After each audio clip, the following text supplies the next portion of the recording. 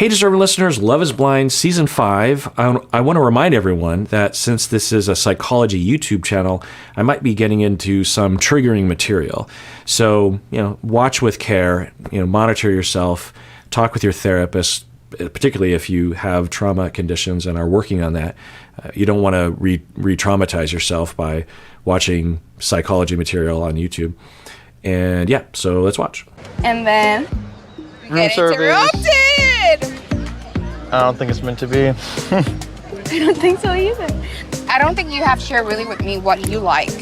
Dude, as a guy, sex just always feels good. I've never been like, damn, that was just bad sex. Like, even if I do all the work, there's bad sex. Okay. As you know, whenever anyone generalizes about gender, I'm always going to jump on that. There's a lot we can say, Milton, to that. There's nothing wrong with Milton saying, I personally have never had bad sex. I've always enjoyed it. I can always make the most of it, or even when it's not so great, it's still great. There's that line from, do people still quote this? It was in the 90s. It was sort of a Gen X movie, and a guy in this movie says, sex is like pizza. Even when it's bad, it's good. Something like that. Yeah, the movie's from 1994, and it's called Threesome. So what we can say is that for Milton, that's fine. But yes, there are men out there who have had bad sex. I mean, it's not, I don't know, maybe it's a matter of experience or something. I don't know. But, why wouldn't you have, of course you'd have bad moments in sex, whether it's because you're not in the mood, or the other person is not great at it, or literally you are assaulted. I mean, what Chris talked about, not every sexual encounter is even consensual. So this notion, so where does Milton get this from? Well, in his own experience, and that's fine. I don't question that. Why would I? But the general notion, he's not the first man to say such a thing, right? And why do men say that? Well, one reason is because for a lot of men, when they have sex, they're selfish. They think about what they want. And if it's a heterosexual relationship, the woman will act like everything's fine because she's been socialized to not care about her body or her pleasure, and only to care about pleasing the man. And for the man, he walks away going like, "Whoa, we both enjoyed that. That was awesome." Even think about faking orgasms, that kind of thing, which men do sometimes, contrary to popular belief, because of course they do. It's perhaps a little harder, but it's not impossible. Anyway, so for men, they walk away going, "Boy, that was great for me." And was it great for you? And she's like, uh-huh. And he's like, "Boy, it was great for both of us." And he just, obliviously walks through life, never really taking the time to ask, are you really enjoying yourself? Or would you like things to be different? Or really paying attention to what she wants? And so, yeah, even when sex was bad, it was good for you because it's all about you. And she might even make it all about you because that was her socialization. That's one reason. Another reason is that for men, they are socialized to stuff their feelings in a variety of contexts, including sex. They're supposed to want sex constantly all the time, whether they want it or not. And that mandate will require them to never turn down sex and to never think of sex as bad. Even when sex was, my point is that even when sex was bad to them and they weren't necessarily in the mood for it, they walk away beating that out of them, saying, no, I need, because if I start to question that, then I'm not a real man. I hope that makes sense to you. I think that's absolutely a possibility with a lot of men. I don't know about Milton. He seems like a pretty level-headed guy. So maybe these factors aren't really there for him. But that notion that he thinks that for all men on the entire, that's the whole thing about these generalizations. Not only you're talking about men throughout history, but you're talking about, if we just think about people who identify as men today, you are talking about 4 billion people around the planet that not a single dude has ever reported that he has had a bad experience or he didn't enjoy sex with someone. It's quite a claim, right? And just knock it off. And also to perpetuate those ideas, you have young Andrew Tate-ites, boys that are following Andrew Tate. They hear this statement. It's just another reinforcer that will uphold toxic masculinity. What happens to those 16-year-old boys who have a bad experience during sex and they're like, ooh, does this mean I'm not a real man? I mean, this kind of shit's all over the place. So, just stop with the generalizations. And then she says, well, sex can be bad. Well, yeah, Did, still do. I don't want there to be any bad blood. You know what I mean? I don't. But like at the same time, like having closure sucks too. See, so this is what I did. This was my mindset when I went in. So coming into this experiment, you would never think that you're gonna hurt somebody. Yeah, that's true. I think we've run into this before, and yeah, I'm sure very few of these folks, in fact, using it as a jumping off point for real life, when people venture into dating, they're like, ooh, I'm going to go on Tinder or whatever. When we head into dating, we should both be considering that we could have our hearts broken, and equally likely we will hurt someone else. We will break someone else's heart. And people don't think about that. And I'm not saying that they should be like really contemplating about that, but I think planning for that is important. And people tend to be caught off guard. They don't know what to do. They're just like, well, I didn't expect this to happen, and they just bolt or ghost. That, think about ghosting, right?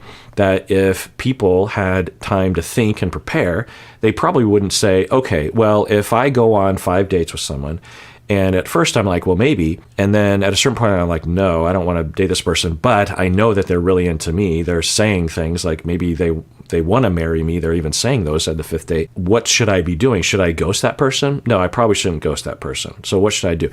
When you plan ahead, you have a better chance of being able to do the right thing in the moment. But because people don't think about that, they don't plan, and then bad things happen like ghosting. So Izzy's saying, when I entered, I didn't think that I would actually hurt anyone. And I think Izzy hurt a lot of people, right?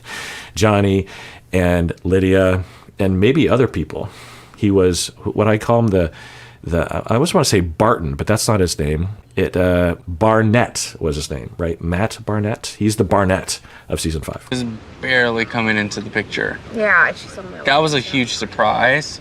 And I think with Johnny, it was because I feel like I needed someone that's gone through the same things that I have, which we did share a lot of similarities. She was married, I was engaged. We went through the kind of like similar stuff. Yeah, it is interesting how, at least in the edit, in the pods, that the folks, when they start hitting it off with someone, it can be over something that, at least to me, is kind of arbitrary. Like, oh, I was engaged and I ended that, and you were married before, so we have this bond. And that doesn't seem like something to really hang your hat on in terms of we are a good match, right? And I think that it's possible that you're kind of in this deprivation chamber, and just imagine that you don't have your phone. And I know it sounds almost like that's pathological, that it's hard for us to imagine. It's hard for me to imagine being away from my phone forget about 10 days. And I think they still don't have their phone on their honeymoon, right? I think I heard from the producer that I talked to that they started to implement a program where they would allow them to go on their phone for a set amount of time every day. When Nick talked about how they meet up in the pods, they have their hallway moment. They're separated and they don't get to see each other until they are in the honeymoon. But in between time, they go back to the hotel and then they fly somewhere. They are in a hotel resort on location, and they are stuck in the hotel room Nick said he was stuck there for 3 days, and no phone.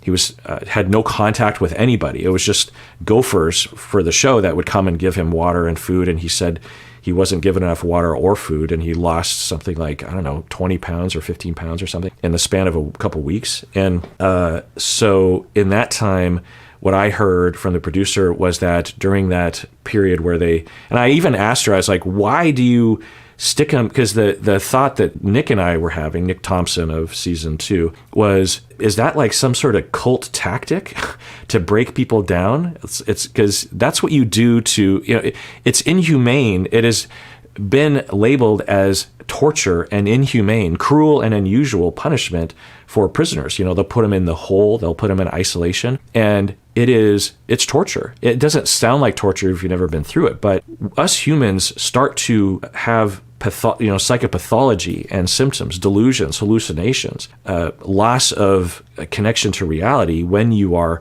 cut off from other humans, from any sort of stimulation, watching television or something. It's very cruel. It doesn't seem intuitive, right? It's like, well, maybe you would want that because you don't want to be around all the other strange people at the prison, but we need humans. We are very dependent on human beings. Just think about if you took a primate, a gorilla, and stuck him in an isolation chamber for a month, you could imagine that there would be some symptoms. Well, we're not that different from that. So what Nick and I were wondering was, is this some sort of tactic that they use to isolate the person so that they can manipulate the cast members more?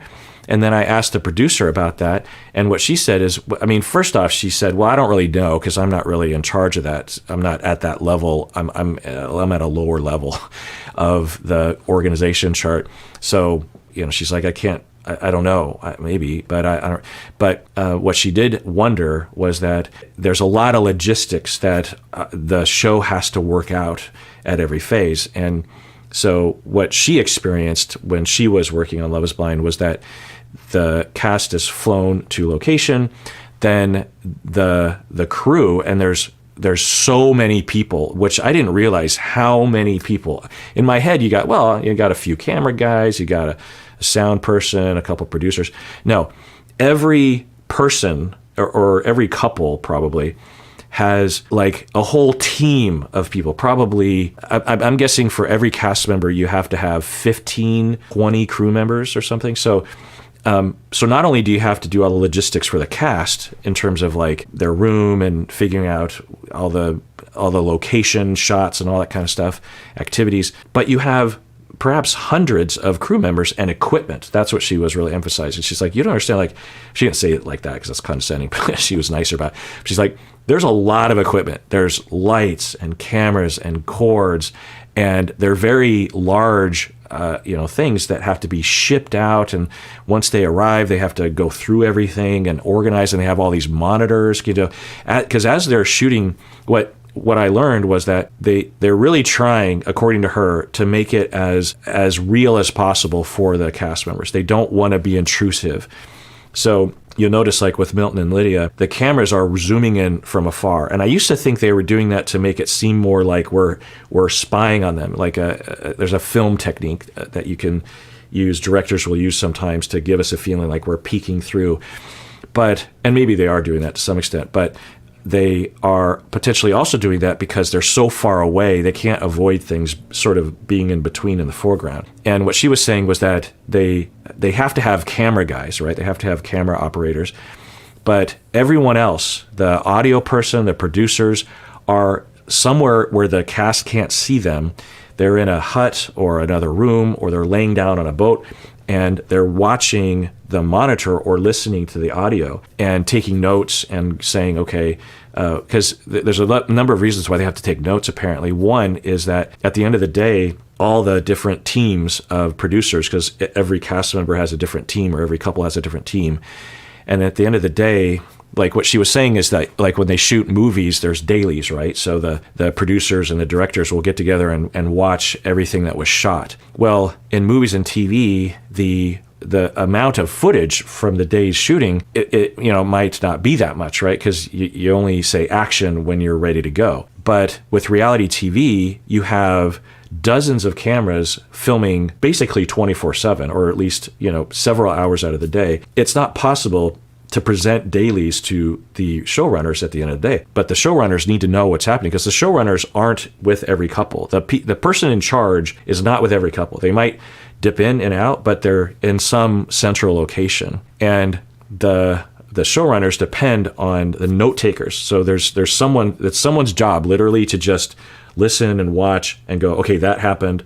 Okay, that happened. And she actually, so I'm doing this, but what she pantomimed was on her phone, that people are taking notes on their phone, young people. I can't text with two thumbs. I literally text like this, or I do the voice thing, hello, period. How are you? ? Because I'm an old person. Anyway, so there's people that are taking notes. And why am I telling you this? Oh, right. So when they arrive at the honeymoon, there are, dozens, if not hundreds of people and equipment. and wires, because, think about how long the wires would have to be, or if there are remote wireless transmissions, that, of course, from the microphones. And if you've ever worked in audio and video like I have, I haven't been a professional in that, but, right now, it's pretty elaborate what's around me right now. I don't just flip on a camera. It's actually, my wife is a professional photographer, and she gave me one of her crappier cameras, which is a very expensive, nice SLR camera. And I have all these lights and, the sound protection in the room, and there's all these wires, and there's always something going wrong, and compressors and preamps and and coders and software. There's so many things that could go wrong, and they often do. And so especially when you're on location and there's sand and wind, you have to bring double of everything. You can't just bring the cameras that you need. You have to bring extra cameras because something's going to happen to a camera. So what she was saying was, well, what happens is that we get on location and we basically have to create an entire movie studio overnight. And there's a lot of equipment and a lot of rooms with monitors and, offices, and, there's a lot of logistics. And so there's this period of time where the cast members, because we don't want the cast members to start interacting because we want to film it, right? Especially that first bit of interaction, because a lot of drama, as we know, can happen in those first 24 hours when they meet in person in the honeymoon. And so she's saying we can't let them interact until we get our shit together. And sometimes it takes a while to get our shit together. 3 days seems excessive, like what Nick was talking about, but that was season 2. So you imagine that they maybe aren't funded the way that they eventually became funded. They don't know what they're doing. There's a lot of new people. Who knows? I'm not excusing it. I don't know, but I'm just saying that because why am I even on that tangent? I don't know. I find that to be very interesting because it's just interesting, but also it's helpful to know the context that these folks are in. I think someone in the comment section said, I wonder if that woman who, contacted Kirk is some sort of spy or some sort of plant that production sent her to manipulate Kirk so that he would think nice thoughts about production. It's possible. I'll say that because how would I know? But I'm just going to say extremely unlikely. Most notably because she was not all positive about production. I won't even go into specifics because I don't want to throw her under the bus, but there were a fair amount of negative things that she either flat out said or heavily implied. So, and that was helpful as well. Now, maybe she's just this master spy that has this ability to plant things and to deceive me, but it didn't seem like that to me. This episode is sponsored by BetterHelp. So I don't know about you, but throughout my day, I have two opposing forces in my mind between what I want to do, like playing a video game or playing with my dogs, and what I should do, like exercise more or eat more fiber or something. As a therapist, I talk with a lot of clients about this inner conflict. Most people think it's all about willpower, even though research demonstrates that willpower doesn't really work. There are a lot of evidence-based techniques that actually work that people don't usually consider, like using behavioral shaping techniques or healing from our relational traumas that keep us stuck internally. Well, one option worth exploring is BetterHelp. If you're thinking of starting therapy, it's worth giving a try. It's entirely online. It's designed to be convenient and suited to your schedule. And also, you can switch therapists at any time at no additional charge. So, make your brain your friend with BetterHelp. Visit betterhelp.com/Kirk today to get 10% off your first month. That's BetterHelp, HELP.com/Kirk. It was all the situation. Honestly, at the same time, I would have not let it go so far if there was not a connection. There was a connection. It was just, there were stronger connections elsewhere. So some people might accuse Izzy right there of flirting or going too far or leading her on or something, but it depends. I think generally that's not a bad idea what he just said, because it can reassure someone, right? Most of the time we're dealing with when we're breaking up with someone after 6 months or even 6 years, that I think it's important to help the person who's being dumped with their narrative, because it's tempting for people being dumped to believe that you never loved me or that their partner never loved them. And so when you're breaking up with someone, it might help to say, look, for a long period of time, we had mutual love and there was no question really about it. And all the expression and experiences of love we had were real to me. So if they felt real to you, they were real for us together. At a certain point, I started to question that. I started to lose that for this reason or that reason or an unknown reason. And at that point, I still had love for you, but it was less intense and there were some question marks around that. Then at a certain point, I started to worry that things got bad. And then from this point to this point, I was like, yeah, I think we should end this relationship, but I was worried that I was making the wrong choice. And I thought, well, maybe I can get it back. But then I eventually decided to break up.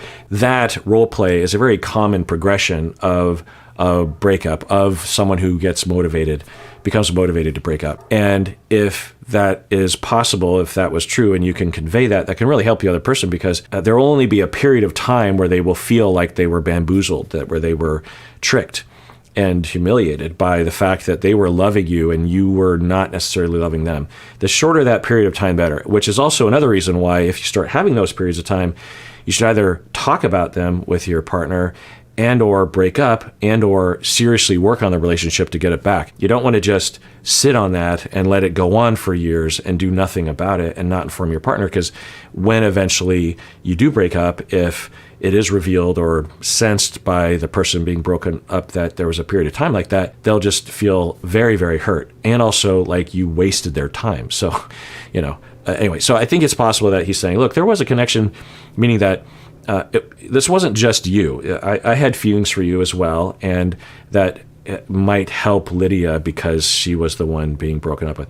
But I think there's some questions as to how much Lydia was into him in the first place. At least from the edit, it kind of looked like Lydia was just racing and trying to get out ahead of other people and might not necessarily have been fully invested, but I don't know. I don't want to accuse her of that. But it just had that kind of feel. I mean, I almost forgot that the two of them had a thing because it was so brief and so long ago. I believe you, I do, but I can't assure you. I'm in love with Milton, and I know for a fact that I don't hold grudges with you. I don't like to end in bad terms with no one. Same. And I do appreciate that, and I appreciate, and I honestly think that you're a great guy. Thank you. And if it was not meant to be, it was not meant to be. That's it. Okay, so that was pretty good. There's a lot of situations on the show where we don't see that, and I think that was great. And everyone, please take care of yourself because you deserve it. You really, really do.